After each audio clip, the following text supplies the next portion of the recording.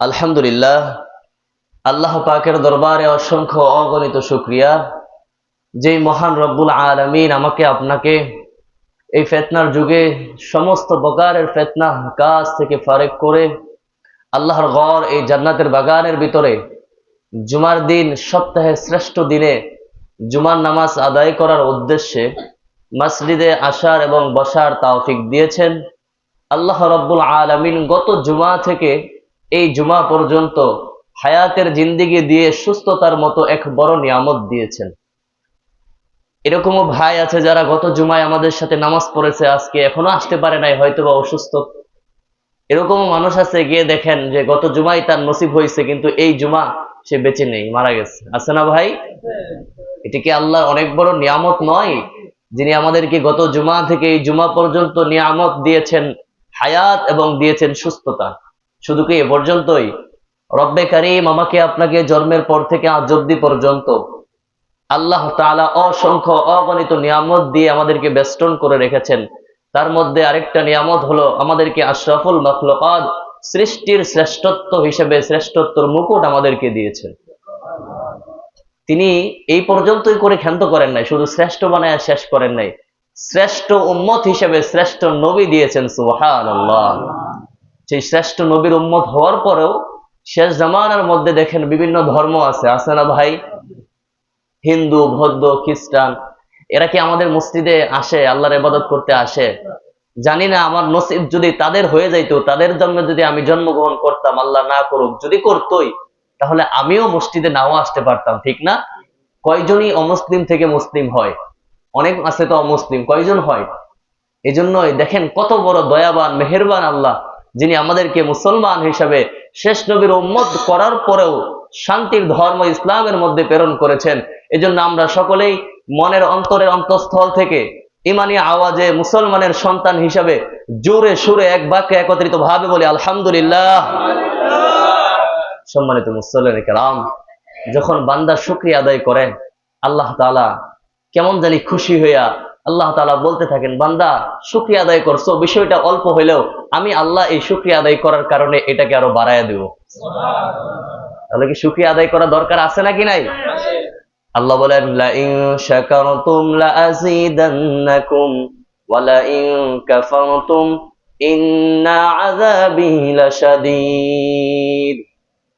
দুনিয়াতে যদি আমার কোনো বান্দা আমার নিয়ামত থেকে অল্প নিয়ামত পায়, নিয়ামতটা যদিও অল্প দিয়েছেন কে?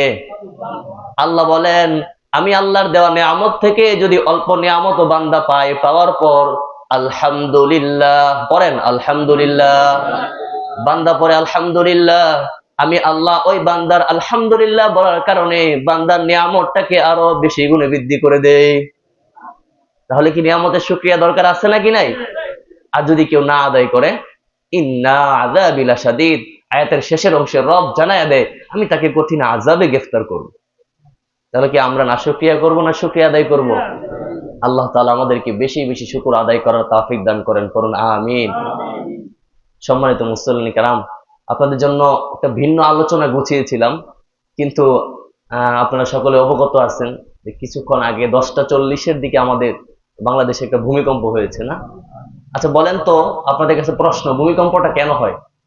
দুনিয়াতে ভূমিকম্প, এই সমস্ত আযাব গজব গুলো কেন হয়? এইগুলো আল্লাহ তাআলা আমাদেরকে নজির দেখায় যে বান্দা দেখো, তোমরা যে গুনাহগুলো করতেছো, এই গুনার ভয়াবহতা কেমন হইতেছে, এই ভূমিকম্প দ্বারা আল্লাহ আমাদেরকে বুঝাইয়া দেন। আমরা জানি যে কিয়ামত যখন হবে, তখন ভূমিকম্পের মাধ্যমে দুনিয়াটাকে আল্লাহ তাআলা ধ্বংস করবেন, তাই না? তো এই প্রেক্ষাপটে এই আলোচনাকে সামনে রেখে আল্লাহ রাব্বুল আলামিন সূরাতুল জিলজাল নাজিল করেছিলেন, যেখানে আল্লাহ তাআলা বলেন, ইযা যুলজিলাতিল আরদু জিলজালাহা। এই সূরার একটা নাম আছে সূরাতুল নাম জিলজাল, আরেকটা নাম আছে, এই সূরাটাকে বলা হয় কম্পনের সূরা, মানে ধাক্কার সূরা। যেই সূরা আল্লাহ তাআলা বলেছেন, রাসূল সাল্লাল্লাহু আলাইহি সাল্লামকে সাহাবায়ে কেরাম প্রশ্ন করত, এই যে যে আপনি বলেন নেক আমল করো, বদ আমল ছাড়ো, জান্নাত আছে, জাহান্নাম আছে, কিয়ামত আছে, মারা যাইতে হবে, দুনিয়া ধ্বংস হয়ে যাবে, কিসের জন্য কামাইতেছো? আচ্ছা এটা হবে, তা কবে? প্রশ্ন আসে না? আমরা যখন বলি দেখবে অনেকে মনে প্রশ্ন আসে, এই হুজুরা যে বলে খালি, এটা হবে তো কবে? তো রাসূলুল্লাহ সাল্লাল্লাহু আলাইহি সাল্লাম বলেছেন, যেদিন কিয়ামত হবে ওই দিন ভূমিকম্প হবে, সমস্ত দুনিয়াকে আল্লাহ কম্পন সৃষ্টি করে লন্ডভন্ড করে দিবেন। যেদিন ওইটা হবে ওই দিনই কিয়ামত হবে, কারণ নির্দিষ্ট ভাবে কিয়ামত কবে হবে এটা একমাত্র জানেন কে? আল্লাহ। এটা রাসূল সাল্লাল্লাহু আলাইহি সাল্লামও জানতেন না। কয়েকটা বিষয় আল্লাহ রসুল তিনিও জানেন না, একমাত্র জানেন আল্লাহ। যেমন কিয়ামত হবে কবে, মায়ের পেটে সন্তানটা কি ছেলে হবে না মেয়ে হবে, আপনারা তো আল্ট্রাসাউন্ড করে পরে খোঁজ পান, এরা আগেই জানেন কে? মানুষ জন্ম নিয়েছে, আমরা জানি জন্ম নিয়েছে হয়তো ময়মনসিংহ হসপিটালে নয়তো বাড়িতে, তাই না? কিন্তু ওর মৃত্যুটা কোথায় হবে জানেন? আল্লাহ জানেন। কে জানেন? তার মৃত্যু কোথায় হবে এটা একমাত্র আল্লাহ জানেন। কোন সময় কোন জায়গায় কতটুকু বৃষ্টি হবে এটা একমাত্র আল্লাহ জানেন। না কেউ জানেন? এটাও একমাত্র আল্লাহ জানেন। এরকম কিছু বিষয় আছে যেগুলো রাসূল সাল্লাল্লাহু আলাইহি সাল্লামও জানেন না, তাহলে আমরা কিভাবে জানবো? আমাদের তো প্রশ্নই আসে না, ঠিক না? এইগুলো সব আল্লাহ তাআলা জানেন। এই জন্য নবীজি বলেছেন, যখন কিয়ামতটা হবে তখন ভূমিকম্প হবে, ওই ভূমিকম্পে কিয়ামত হয়ে যাবে। তবে এর আগে যে ভূমিকম্প হবে এটি হলো কিয়ামতের আলামত। কি? কিয়ামতের আলামত। নয়তো ওই যে কিছু আছে তো পণ্ডিত আছে না, এরা বলবে হুজুর তো ভূমিকম্প হইলো, কিয়ামত তো হইলো না। বলবে না? ভূমিকম্প তো হইলো, কিয়ামত তো হইলো না। জয় কিয়ামত হবে না, ওই ভূমিকম্প হইলো কিয়ামতের আলামত। কি? ক্লিয়ার? তো এই যে ভূমিকম্পটা আসছে, এটা আমাদের হাতের কামাই। কিসের কামাই? এই যে করোনা গেল, বিভিন্ন জাই ঝামেলা আমাদের দেশে যাচ্ছে, মুসলমানদের উপর দিয়ে যাচ্ছে, কেন? আমরা হাত দিয়ে যা কামাচ্ছি এইগুলোই আমাদের মধ্যে প্রকাশ পাচ্ছে। রাসূল সাল্লাল্লাহু আলাইহি সাল্লাম বলেন, যখন দেখবা মানুষ জিনা ব্যভিচার বেশি বেশি করবে, গুনাহের কাজ এলাকাতে দেশের মধ্যে পাবলিক প্লেসে মানুষের সামনেও করবে, তখনই কিয়ামতের আলামত গুলো আস্তে আস্তে আল্লাহ প্রকাশ করবে। বলেন তো এখন ঘটতেছে কি ঘটতেছে না? খুন, আহাজারি বা জিনা ব্যভিচার, নোংরামি যত প্রকারের আছে, এগুলো কি আগের তুলনায় এখন কম না বেশি? তো আমাদের জন্য আযাব গজব আসবে না তো কার জন্য আসবে? আমাদের কামাইয়ের কারণে আমাদের উপরে আসবে, ঠিক না? তো এই কিয়ামত আসার আগে আমাদেরকে কি করতে হবে? আমাদের সামানা বিছনাপাতি গুছায় নিতে হবে, ঠিক না ভাই? কারণ যদি কিয়ামত আইসা পড়ে, আল্লাহ বলেন, আমি আপনাদের সামনে খুতবায় পড়েছি, ইন কুল্লু মান ফিস সামাওয়াতি ওয়াল আরদি ইল্লা আতির রহমানি আবাদা। প্রত্যেক ব্যক্তিকে ওই কিয়ামতের ময়দানে আল্লাহর বান্দা হিসেবে, আবাদ, আল্লাহর বান্দা, দাস হিসেবে উপস্থিত হতে হবে। তুমি বলবা আমি দুনিয়াতে এমপি ছিলাম, মন্ত্রী ছিলাম, মেম্বার পার্লামেন্ট ছিলাম, উপদেষ্টা ছিলাম, তোমার এইসব গুনার কোনো টাইম নাই। আল্লাহ বলবে তুমি আমার গোলাম বান্দা, ঠিক কিনা? তো এই জন্যই ওই উপস্থিত জায়গায় উপস্থিত হওয়ার আগে আমাদেরকে সামানা, বিছনাপাতি, প্রয়োজনীয় জিনিস যেইগুলো আমাদের কাল আখিরাতে হাসরে কাজে আসবে সেইগুলো গুছানো দরকার আছে নাকি নাই? আমরা গুছাবো তো ইনশাআল্লাহ। আল্লাহ বলেন, লাকাদ আহসাহুম ওয়া আদ্দাহুম আদ্দা। আচ্ছা, তোমার তো বড় বাপ ছিল, ছিল না? মারা গেছে। তুমি কি ভাবছো সে বড় বাপের পরে মনে হয় দাদা মারা যাবে না? না। আল্লাহ বলেন, লাকাদ আহসাহুম ওয়া আদ্দাহুম আদ্দা। আমি প্রত্যেকটাকে গণনা করে বেষ্টন করে রেখেছি, একটাকেও ছাড় দেওয়া হবে না, প্রত্যেকটাকেই উপস্থিত হতে হবে। এজন্য আমার দাদার জানাজাতে আমি বলেছিলাম যে আজকে শরাফত আলী আমার দাদা মারা গেছে, আপনারা সবাই জানাজায় আসছেন আর ভাবতেছেন আমি মনে হয় মরবো না, বিষয়টা এমন না, সবাইকে এখানে শুইতে হবে। মেরে আজিজও, আপনারা যারা মসজিদে আসছেন বা যারা আসবেন, যারা শুনেন জানেন, আপনারাও মনে রাখেন আপনাদেরকেও চলে যেতে হবে, ঠিক না ভাই? তো ওই কিয়ামতের বিভীষিকাময় দিন হওয়ার আগে আমাদেরকে ওটার প্রস্তুতি নিয়ে নিজেকে রঙিন হিসাবে রঙিল কইরা উপস্থিত হতে হবে। আল্লাহ তাআলা আমাদেরকে রঙিল করার তৌফিক দেন, পড়েন আমিন। কিয়ামতের ময়দানে যদি রঙিল করতে চাই তাহলে কি নেক আমল করতে হবে নাকি হবে না? আমরা জানেন গত জুমায় আলোচনা করেছিলাম যে মুমিন ইমানদার ইমান আনার পরেই তার উপর পরীক্ষা শুরু হয়, হয় না? আলোচনা শুনেছিলাম। তো এই পরীক্ষার উপরে আরো কিছু আলোচনা আমাদের হবে, কারণ আমি শুধু মুখ দিয়ে বলবো আমি ইমানদার, আমি মুসলমান, আমি মুমিন, এটা বললেই আল্লাহ আমাদেরকে জান্নাত ফলাফল দিয়ে দিবে। আল্লাহ বলেন, না বান্দা, এত সোজা না। যেরকম ভাবতেছো এত সোজা না, শুধু মুখে বললেই হবে না, তোমার কাজকর্ম যখন দেখবো যে তুমি মুমিন পরিপূর্ণ হতে পেরেছো, তখনই তুমি ফলাফল জান্নাত পাইবা। আল্লাহ বলেন, ইন্নাল্লাযীনা আমানু ওয়া আমিলুস সলিহাত ইন্না লা নুদিউ আজরা মান আহসানা আমালা। যারা হক এবং সঠিক, সত্য এবং সঠিক নেক আমল করে তারাই হলো সালেহিন মুত্তাকি ইমানদার ব্যক্তি। আর আমি আল্লাহ তাদের আমলগুলো ধ্বংস করি না, সুবহানাল্লাহ, বরবাদ করি না। আমি আল্লাহ তাদের এই আমলের বদলতে তাকে পুরস্কৃত করব। পুরস্কারটা কি? জান্নাত। তো আমরা যদি সেই জান্নাত পেতে চাই, আমাদেরকে মুমিন হিসাবে সঠিকভাবে আমল করতে হবে কি হবে না? সম্মানিত মুসল্লিনে কেরাম, এই যে আজকে যারা আমরা মসজিদে আসছি, বলেন তো এটা কি আমার আপনার চাওয়াতে চলে আসছি? কোন সময় সম্ভব কেউ চাইলেই মসজিদে চলে আসবে আল্লাহ না আনলে? বাদশাহ হারুনুর রশিদ নাম তো শুনেছেন। বাদশাহ হারুনুর রশিদের উনি ওনার রাজ দরবারের যে সিংহাসন উপরে ছাদের উপরে বৈশা রেস্ট করতেছে, বৈশা আছেন। আর আগের জামানার ছাদটা কেমন ছিল?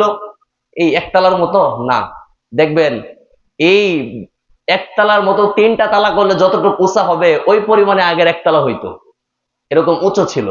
তো বাদশাহের বাড়ি এটা দূর থেকে দেখলেই বোঝা যাইতো যে এটা বাদশার বাড়ি, কি রাজা বাদশাদের বাড়ি দূর থেকে দেখলেই বোঝা যাইতো। বাদশাহ হারুনুর রশিদ একদিন তার বাসার ছাদের উপরে বসে আছে। বাহলুল নামে একজন পাগল আল্লাহ ওয়ালা, নাম শুনেছেন? নাম শুনেন নাই? বাহলুল পাগলা বলে অনেকেই, কিন্তু উনি এই আমাদের জামানার মতো ন্যাংটা পাগলা, সালা পাগলা, তালা পাগলা নয়। উনি শরীয়ত এবং মারেফত আল্লাহর ওয়ালির মতো একজন নেককার ব্যক্তি, সুবহানাল্লাহ। কিন্তু পাগলের ভেসে থাকতো, দুনিয়ার প্রতি খেয়াল ছিল না, আখেরাতের প্রতি তার ফিকির ছিল, জিকির ছিল। তো এই বাহলুল রাস্তা দিয়ে যাইতেছে, দূর থেকে যাইতেছে দেখা যায়। তো বাদশাহ বলতেছে, এই সৈন্যদেরকে হুকুম করছে এদিকে ফোকাস করেন, বলতেছে এই বাহলুলকে নিয়ে আসো। এখন তার যত প্রহরী সৈন্যরা আছে দ্রুত চলে গেছে, রাজার আদেশ দ্রুত গেছে, যাইয়া চটফট নিয়ে আসছে। এখন এই 3 তলার মতো উঁচু, এটা মধ্যে উঠতে তো সময় লাগবে তাই না? কিন্তু রাজা যেহেতু বলছে চট করে নিয়ে আসো, আমরা যেরকম লিফটে উঠি ওই সময় কৃত্রিম একটা লিফট ছিল সিস্টেম, দড়ি দিয়া এই মাসের থেকে বসায়া একজন টান দিত, চুপ পুস করে উপরে উঠে উঠতো, বুঝতে পারছেন? মানে দড়ির সিস্টেম ছিল, এদিকে টান দিলে ওই দিক থেকে উপরে উঠে যাইতো। এখন এই কৃত্রিম লিফটের মধ্যে যেহেতু রাজা বলছে চট করে নিয়ে আসো, তাকে বসায়া টান দিছে, সো করে উপরে উঠে গেছে। উপরে উঠে যাওয়ার পর বাদশাহ বলল, বাহলুল কি অবস্থা? বলে আলহামদুলিল্লাহ। আর বাদশাহ হারুনুর রশিদ তিনিও একজন আলেম ছিলেন, তিনি অনেক জ্ঞানী মানুষ ছিলেন, একজন দিনদার পরহেজগার মুত্তাকি বাদশাহ ছিলেন। তিনিও জানতেন যে এই পাগলা বাহলুল সে একজন আল্লাহর ওয়ালি, একজন নেককার মুত্তাকি ব্যক্তি। তো বলতেছে বাদশাহ, বাহলুল কি অবস্থা, কেমন আছো? বলে আলহামদুলিল্লাহ। পাশে বসাইয়া বলতেছে, আচ্ছা তোমাকে একটা প্রশ্ন করি, বলো তো আল্লাহকে কেমনে পাওয়া যাইব? তুমি কিভাবে আল্লাহকে পাইছো? আল্লাহর সান্নিধ্য এত কাছে তুমি কেমনে গেছো? বলতেছে, এই যে আপনি যেরকম ভাবে আমাকে আনছেন, খেয়াল করতে হবে কিন্তু উনি তো বুঝবেন না কিভাবে আনছিল। একদম সো করে আইনা হাইটা উঠাইতে দেরি হবে দেখে লিফটে টান মেরে উঠাই দিছে দ্রুত। বলতেছে আমি আল্লাহকে পাইতে চাই, আল্লাহর কাছে যাইতে চাই, আমি আল্লাহর কাছে কিভাবে যাব, আল্লাহকে কেমনে পাবো? বলতেছে তুমি আল্লাহকে কেমনে এত কাছে গেলা, এত নিকটে গেলা? বলতেছে যে আপনি যেভাবে আমাকে আনলেন আমি ওইভাবে আল্লাহর কাছে হয়েছি, সুবহানাল্লাহ। তো বলতেছে বুঝলাম না ব্যাপারটা, আমাকে একটু বুঝায় বলো না। বলতেছে আমি বাহলুল পাগলা যদি বলতাম আপনার সাথে দেখা করব বাদশাহ হারুনের সাথে, বলেন তো কয়টা সিকিউরিটির গেট আমাকে অবলম্বন করে আসতে হইতো? কয়জনের সাথে দেখা কইরা ফর্ম ফিল আপ করে সাইন করে আসতে হইতো? কয়টা বাধা অতিক্রম করে আমাকে এটার মুখোমুখি হয়ে আপনার দরবারে আসতে হইতো? কিন্তু যেহেতু আপনি চাইছেন হাইটা আসতে দেরি হইব দিকে লিফটে নিয়ে আসছেন, আমার আল্লাহ আমাকে পছন্দ করছে বিদায় আমাদেরকে মসজিদে নিয়ে আসছেন, সুবহানাল্লাহ। বাদশাহ হারুনুর রশিদ বলতেছে, তাকে বললো যে আপনি যে আমাকে পছন্দ করছেন বিদায় লিফটের মাধ্যমে নিয়ে আসছেন, আপনার এই প্রাসাদের মধ্যে সবাইকে আসতে পারে? আচ্ছা বাদশাহ এত বড় বাদশাহ, তার প্রাসাদের যেখানে সে রেস্ট করে বসে ওই চেম্বারের পাশে যেই কোনো মানুষ কি অ্যাভেলেবেল যাইতে পারবে? যারা তাকে প্রিয় মানুষ, মোহাব্বতের মানুষ, তারাই তো যাবে তাই না? তো ওই বাদশাহ যেরকম বলতেছে, বাহলুলে আপনি যেরকম আমাকে পছন্দ করেন বিদায় আমাকে সু করে নিয়ে আসছেন আপনার দরবারে, আল্লাহ তাআলাও বলেন আমি যাদেরকে পছন্দ করি তাদেরকে আমার ঘর মসজিদে নিয়ে আসি, সুবহানাল্লাহ। তাহলে যারা মসজিদে আসছি লস না লাভ? লাভ হইছে? আল্লাহ তাআলা আমাদেরকে লাভের ভাগীদার হওয়ার তৌফিক দান করুন, আমিন। সম্মানিত মুসল্লিন কেরাম, এই বাহলুল পাগলার বিষয়ে পাগলা বলাটা ঠিক না, কিন্তু যেহেতু বাহলুল পাগল নামে সে পরিচিত, এই জন্য আর কি বলতেছি। তো এই বাহলুল সে কেমন ব্যক্তিত্ব ছিল? সে আপনার মানুষ থেকে একটু দূরেই থাকতো। ভাঙা কবরস্থানে যাইয়া, যে সমস্ত ভাঙা কবর আছে ওইটাতে পা দিয়া ঢুকাইয়া কবরের উপরে বসে থাকতো। তো তাকে একজন জিজ্ঞাসা করছে, কি ব্যাপার বাহলুল, তুমি এখানে কি করো? বলে, আমি এমন এক প্রতিবেশীর সাথে আছি যারা কাউকে কষ্ট দেয় না। সুবহানাল্লাহ বলবেন না? আচ্ছা, কবরের মানুষ কি কাউকে কষ্ট দেয়? বলে, আমি এরকম এক প্রতিবেশীর সাথে বসে আছি যে প্রতিবেশী আমাকে বা কাউকে কষ্ট দেয় না, আমিও তাকে কষ্ট দেই না। সুবহানাল্লাহ। তো ওই পাগলা, এই পাগলা কি সাধারণ পাগলা নাকি মারাফতি, শরীয়তি, আল্লাহ করনেওয়ালা, আল্লাহকে মাননেওয়ালা পাগলা, ঠিক কিনা? তো এই পাগল, আমি আপনাকে এজন্য বুঝাচ্ছি যে ইমান কতটুকু দামি এটা বুঝাবো। আমার কথায় যাই থাক, কথার শেষ থাকবে এটাই, ইনশাআল্লাহ মনোযোগ দিয়ে শুনেন। তো এই বাহলুল একদিন সাগরের কিনারে বৈশা এভাবে ঘর আঁকতেছে, বালুর মধ্যে পা রাখা এভাবে ঘর এভাবে আঁকতেছে। তো বাদশাহ হারুনুর রশিদ তার স্ত্রীকে নিয়ে, তার ওয়াইফ জুবাইদা, নাম কি, জুবাইদাকে নিয়ে সাগরের ওই কিনারে হাঁটতে গেছে, সফর করতে গেছে। হাঁটতেছে, তাকায়া দেখে বাহলুল। কি ব্যাপার বাহলুল, তুমি এখানে কি করো? মজার ছলে বলছে আর কি। আমরা পাগল দেখলে অনেক সময় বলি না, পাগলা কি খবর, বলি না? আসলে দরকার আছে পাগল কথা কর, তারপরেও একটু মজা করলো আর কি। তো বাদশাহ বলতেছে, কি ব্যাপার বাহলুল, এখানে কি করো? বাহলুল বলে, জান্নাতে ঘর বানাই। সুবহানাল্লাহ বলবেন না? তো বাহলুল পাগলাই বলতেছে, জান্নাতে ঘর বানায়? কি কয় পাগলে, কি কয় জান্নাতে বলে ঘর বানায়? পানি ঢেউ আসলে এই বালুর রেক কি থাকবে বলেন তো? সাগরের কাছারে এভাবে রেক করে ঘর বানাইতেছে আর বলে জান্নাতে ঘর বানায়। সাগরের পানি ধাক্কা দিলে কি ঘর থাকবে? বলে পাগলে কি কয়, পাগলের কথা। আচ্ছা, এই ঘর তুমি কি করো? বলে এই ঘর বিক্রি করি। বলে এই ঘর কিনে কে পাবে? কে? বলে যে কিনবে সেই পাবে। তো বলতেছে, তুমি পাগল হয়েছো তো, এই সমস্ত তোমার দ্বারাই সম্ভব। এখন তার সাথে কে? তার স্ত্রী, তার বউ মিয়া, তার জুবাইদা তার স্ত্রীর সাথে বলতেছে, এই কয় টাকা ঘরের দাম? বলে 1 আনা। কত? 1 আনা। বলতেছে 1 আনা দিয়ে কিনলে আমি কি পাবো? বলে হ্যাঁ, যে কিনবে সেই পাবে। বলে তাহলে 1 আনা বার কইরা, আগের যুগের মহিলা কিন্তু জ্ঞানী মানুষ ছিল, বলতেছে 1 আনাই তো, 1 আনা ভার কইরা দিচ্ছে, যেটা আমার নামে একটা ঘর তুমি তৈরি করো। আচ্ছা, আপনার নামে একটা জান্নাতে ঘর আমি বুকিং করলাম, ফর্ম ফিল আপ করা হয়েছে। এখন বাদশাহ হারুনুর রশিদ তিনি হাসতেছেন আর বলতেছেন, হ্যাঁ তুমিও এক পাগল হইছো না, পাগলের সাথে তুমিও পাগল হইছো। এই 1 আনা যদি তুমি একটা ফকিরকে দিতে তাও তো সব হইতো, তো এই পাগলা দিয়ে গেছো, এই ঘর তো পানি আইসে এখনই বাসায় নিয়ে যাবে, যা করলা আসো, নিয়ে চলে গেছে। খেয়াল করবেন। তো বাদশাহ হারুনুর রশিদ কিন্তু কিনে নাই, যখন বাড়িতে চলে গেছে, যাওয়ার পর ঘুমাইছে। ঘুমের মধ্যে বাদশাহ হারুনুর রশিদ স্বপ্নে দেখে মারা গেছে। মারা যাওয়ার পর কিয়ামত উপস্থিত হয়ে গেছে। কিয়ামতের পর এই বিভীষিকাময় ময়দান থেকে তাকে জান্নাতে ঢুকানো হয়েছে। এখন জান্নাতে ডুইকা দেখে আরিফ নামে একটা ঘর, হামজা, জসিম ভাই, এভাবে যার তারটা জান্নাতের একটা করে নাম দেওয়া, সবার প্রাসাদের মধ্যে নামের ব্যানার লাগাই। এখন বলতেছে, আমি যেহেতু আসলামই, দেখি তো বাদশাহ হারুন নামে কোনো ঘর আছে কিনা, তালাশ করতেছে। তালাশ করতে করতে এক পর্যায়ে দেখে জুবাইদা নামে একটা ঘর দেখা যায়। পরে বলতেছে, রে আমার বিবির ঘর পেয়ে গেছি, অনেক হাঁটলাম তো, যাই একটু ভিতরে ঢুকে রেস্ট করি, আর কত, হ্যাঁ অনেকটা খুঁজলাম, আমারটা তো পাইলামই না, যেহেতু বিবিরটা পাইছি একটু ঘরে ঢুকি। বিবির মানে কি আমার না? তার ধারণা হলো যখন কাছে গেছে, যাই ঘরে প্রবেশ করবে, পাহারাদার প্রহরী যিনি, এই ফেরেশতা বলতেছেন, কি ঢুকবো? কি লেখা আছে ব্যানারে? বলে জুবাইদা। তোমার নাম? বাদশাহ হারুনুর রশিদ। এটা তোমার না তো? বলে আরে মিয়া, হাজবেন্ড হাজবেন্ড, স্বামী স্বামী। এখানে স্বামী, বাপ, মা, সন্তান কাজে দিবে না, যারটা তারই লাগবে, ঠিক না? আজকে যারা পীর মাশায়েখ বলেন বাবা নামাজ পড়লে চলবে, মুরিদের পড়তে হবে না, মনে রাখবেন আপনার বাবারও কাজে আসবে না, ঠিক কিনা? মনে রাখবেন, বাবা নামাজ পড়লে যদি আপনার চলতো, তাহলে বাদশার বিবি পাইছিল, বাদশারও চলতো, ঠিক না? তো বাদশাহ হারুনুর রশিদ বলতেছে, আরে আমার ওয়াইফের ঘর আমি ঢুকবো না মানে? এক পর্যায়ে যখন একটু ঢুকতে ধাক্কা মারছে, এই চলো, ঘুম ভেঙে গেছে। ধাক্কা খাওয়ার পর ঘুম ভেঙে যাই, কি দেখলাম এটা, হাই হাই আমি এটা কি দেখলাম। সকালবেলা বলতেছে, এই তোমার ব্যাপারে এটা কি দেখলাম, তোমার জন্য তো জান্নাতে একটা ঘর হয়ে গেছে, আমার ঘর তো বিছায়া পাইলাম না, তুমি কি এমন নেক আমল করো, কোন নেক আমলের কারণে তোমার জান্নাতে ঘর হইলো আমি স্বপ্নে দেখলাম। এখন বিবির আর মনে নাই সে যে ওইটা কিনছিল, এটা তো এমনিতেই 1 আনা দিয়ে কিনছে, মানে এটাতে এরকম কাজ করে হয়ে যাবে এটা তো তারও মনে নাই। বলতেছে আমি যে কোন নেক আমলটা করি এটা তো বলতে পারি না। অনেক সময় তারা এটা নিয়ে মানে চিন্তা ভাবনা করতে করতে তার বিবি এক পর্যায়ে বলতেছে, আচ্ছা ওই বাহলুলের কাছ থেকে যে 1 আনা দিয়ে একটা ঘর কিনছিলাম ওইটা না তো? সুবহানাল্লাহ। বলতেছে ওইটা নাকি?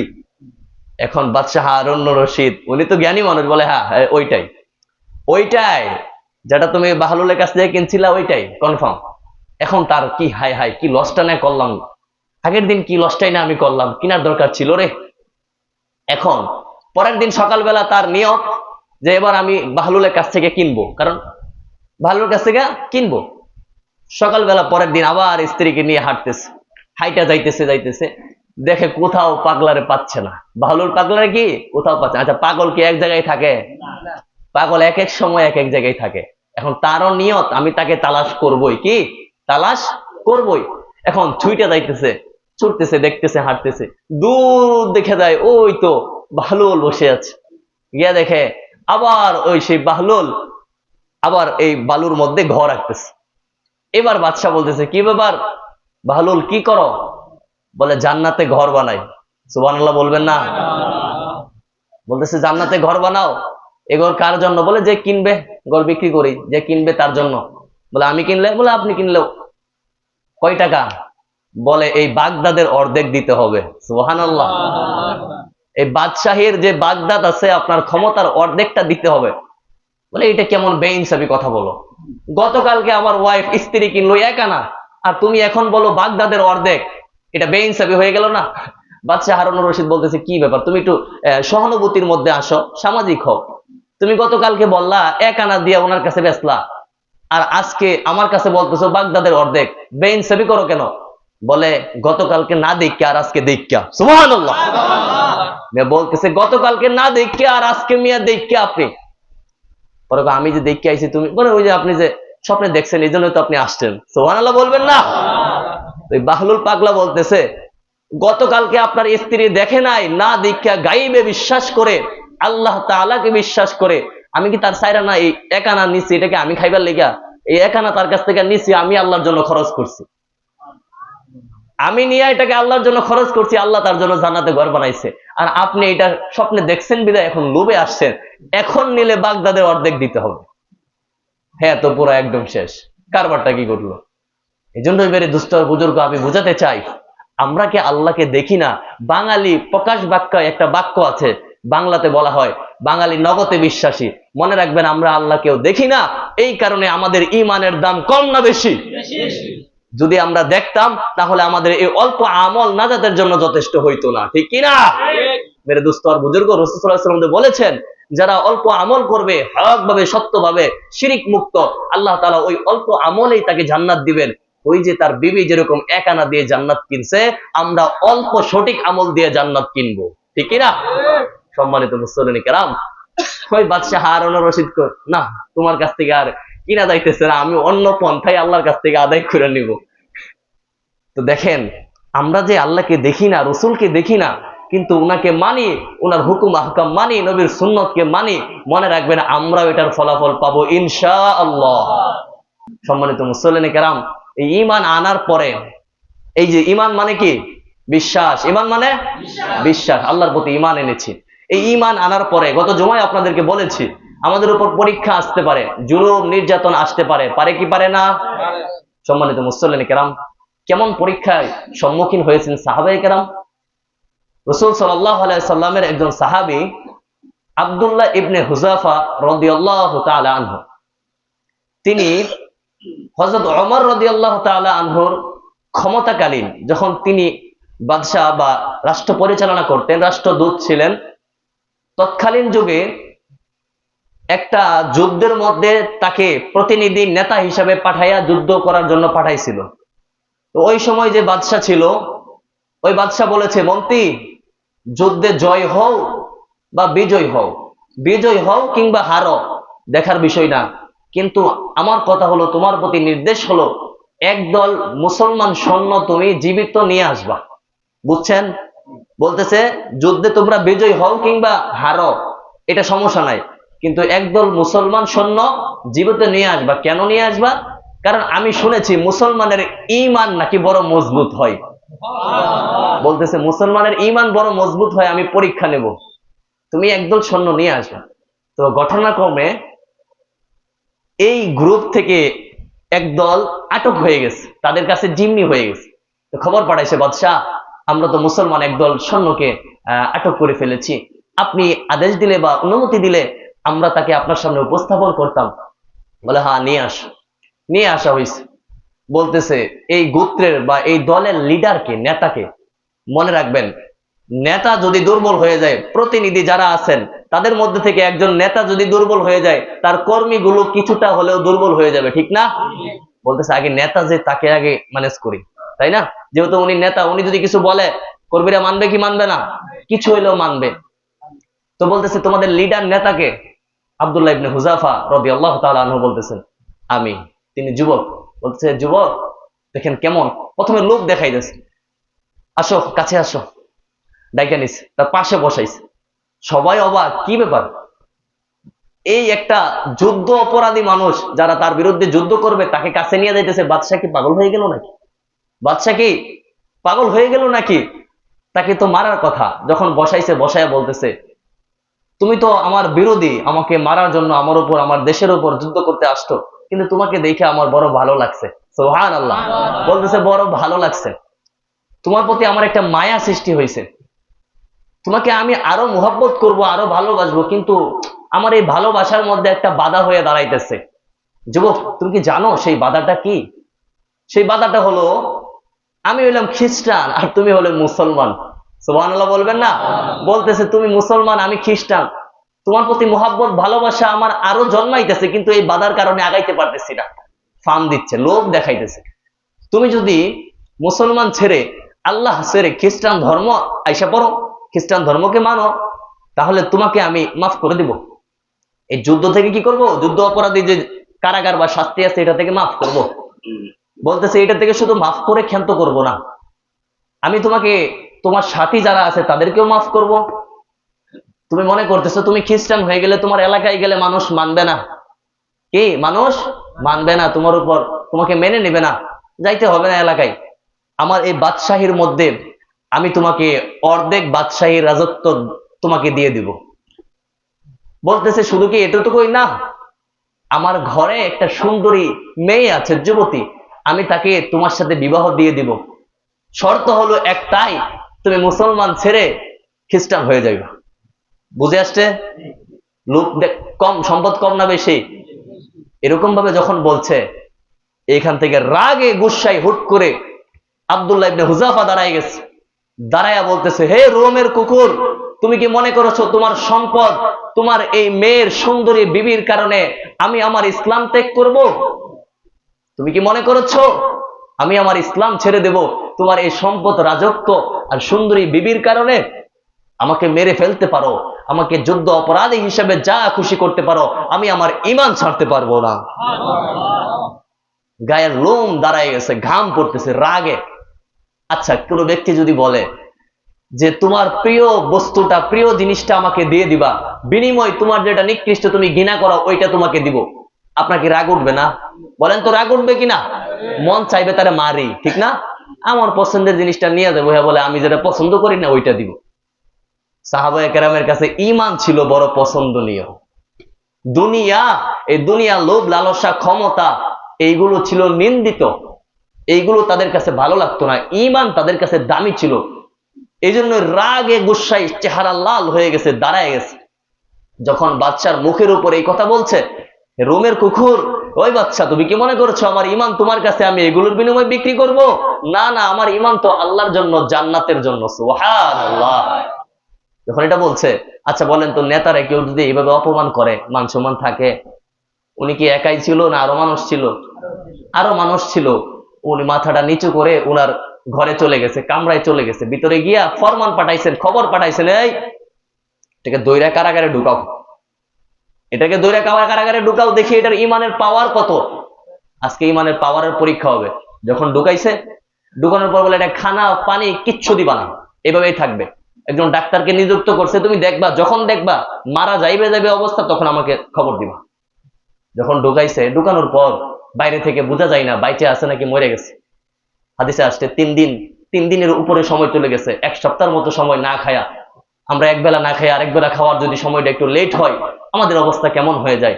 ইমানের জন্য দেখেন, ইমানের জন্য 3 দিন অতিক্রম করে যখন সপ্তাহখানি হয়ে যাইতেছে, না খায়া পড়ে আছে, ডাক্তার বাইরে থেকে বুঝে না যে মারা গেছে না আছে, ভিতরে ঢুইকা দেখে অবস্থা বিরাট ভয়াবহ। চলে গেছে বাদশার কাছে, বাদশাহ অবস্থা ভীষণ খারাপ, এইবার যদি এই মুহূর্তে যদি তাকে খানা পিনা না দেওয়া হয়, বাঁচবে না। বলতেছে, হ্যাঁ খাবার নিয়ে যাও, তবে শকুরের গোস্ত এবং মদ মিশানো পানি। কি? শকুরের গোস্ত এবং মদ মিশানো পানি। যখন শকুরের গোস্ত এবং মদ মিশানো পানি নিয়ে উপস্থিত করা হয়েছে, উপস্থিত করার বলতে ডাক্তার বলতেছে, এই আব্দুল্লাহ খাও, তবে হ্যাঁ এটা কিন্তু শকুরের গোস্ত। উনি খাও বলে বলতেছে এটা শকুরের গোস্ত এবং মদ মিশানো পানি। বাদশার দেখেন কেমন, উনি তো আহলে কিতাব, খ্রিস্টান, হ্যাঁ জানতো যে যেহেতু এইভাবে পারা যাইতেছে না, হারাম ঢুকায় দিতে পারলে ইমান দুর্বল হবে। এই ধারণা ছিল হারাম খাবার যদি ঢুকায় দিতে পারি ইমান দুর্বল হবে। এই জন্য আমরা যারা হারামের মধ্যে আছি, মনে রাখবেন আমাদের ইমানটা একটু দুর্বলই থাকে, কারণ হারাম বক্ষরকারী শরীর জান্নাতে প্রবেশ করবে না। তো বলতেছে হারাম ঢুকাইতে পারলে তো ভালো হয়। যে লোকটা আগে বেঁচে আছে কিনা মরে গেছে এটাকে কনফার্ম করা যাচ্ছিল না, দেখার বোঝার মতো উপায় নাই। এই লোকটা সচেত হয়ে বলতেছে, এইগুলো সব সরাও, লাত্তি দিয়ে ফালাই দিচ্ছে, সুবহানাল্লাহ, এই খাবারগুলো সরাও। পরে ওই ডাক্তার বলে, তারাও তো জ্ঞানী মানুষ, যে তোমাদের ইসলামে তো আছে যদি কোনো ব্যক্তি যে একদম মৃত্যু সজ্জায় যায়, তার জন্য বাঁচার জন্য যতটুকু হারাম খাওয়া দরকার এতটুকু জায়েজ আছে মাসালা অনুযায়ী, তুমি খাও। বলে, আমি এখন তোমার একটু হারাম বক্ষণ করব, আর তোমরা এই ইসলাম নিয়ে হাসাহাসি করবা, আমি এটাকে বরদাস্ত করবো না, সুবহানাল্লাহ। তো যখন এই খাবারও ফালাই দিছে, ফালাই দেওয়ার পর বাদশার মেজাজ আরো গরম, আরো গরম না? বলতেছে আরো বিশাল পরীক্ষা হবে।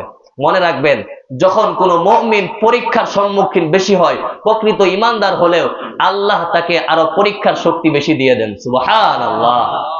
তো যখন বলছে খাবার তো ফালাই দিছে, খাই নাই, বলে এই কালকে সকালে 1 কড়াই তেল গরম করবা, এই তেলের মধ্যে তাকে ভাজা হবে, ফ্রাই করা হবে। যখন দৈরে বেঁধে নিয়ে আসছেন, এরকম দুর্বল হয়েছে, বলেন তো উনি শারীরিক ভাবে দুর্বল হলেও ইমানের দিক থেকে সবল আছে কি নাই? দেখা যাচ্ছে যে উনি শারীরিক ভাবে খুবই দুর্বল। 2 জন 2 হাত দিয়ে এভাবে ধরে কোনোভাবে ভর করে ওনাকে নিয়ে আসছে। এখন বলতেছে, দেখছো ফুটন্ত তেল গরম হচ্ছে, এখানে তোমাকে ফ্রাই করা হবে, ইমান ছাড়ো, আমার ধর্ম গ্রহণ করো, খ্রিস্টান হয়ে যাও, তোমাকে মাফ করে দিব। বলতেছে, এই তেল কেন, এর চাইতে আরো আযাব থাকলে আমাকে দিতে পারো, আমি ইমান ছাড়তে রাজি নই। সম্মানিত মুসলিম কেরাম, তারপর তাকে একটু ভয় দেখানোর জন্য, শেষ করে দিব, তাকে একটু ভয় দেখানোর জন্য বলতেছে, এই কারাগার থেকে একটা মুসলিম কয়েদি নিয়ে আসো, একটা অপরাধীকে নিয়ে আসো, তার সামনে ওই অপরাধীটাকে ওই জ্বলন্ত আগুনের যে ফুটন্ত তেল ওইটার মধ্যে ফ্রাই করা হয়েছে, ফালাইয়া একদম হাড্ডিগুলো থেকে গোস্তগুলো আলাদা হয়ে গেছে। বলেন তো এমন অবস্থায় আমার সামনে যে মৃত্যু হয় আমি কি করবো জানি না, তবে একজন সাহাবী দেখেন ইমানের উপর কতটুকু অটল, ফ্রাই করা হয়েছে। বলতেছে তোমার এই অবস্থা হবে, তোমার এই অবস্থা হবে, ইমান ছাড়ো, আমার ধর্ম গ্রহণ করো। বলতেছে কোনো সমস্যা নাই, আপনি আমাকে এই ফুটন্ত তেলে ফালাইতে পারেন, কোনো সমস্যা নাই, আমি ইমান ছাড়বো না। যখন তেলের কাছে নিয়ে যাইতে হইতেছে, চোখ দিয়ে পানি পড়তেছে, ধর ধর করে পানি বেয়ে বেয়ে পড়তেছে।